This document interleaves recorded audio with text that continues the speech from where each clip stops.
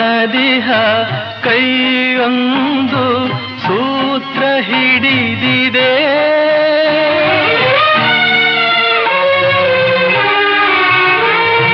ಕಾಣದಿಹ ಕೈಯೊಂದು ಸೂತ್ರ ಹಿಡಿದಿದೆ.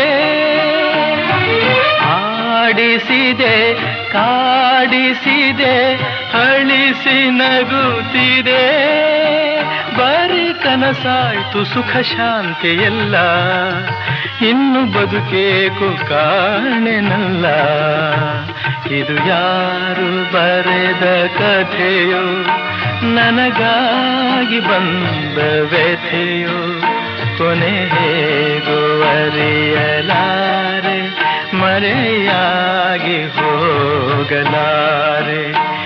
ಇದು ಯಾರು ಬರೆದ ಕಥೆ.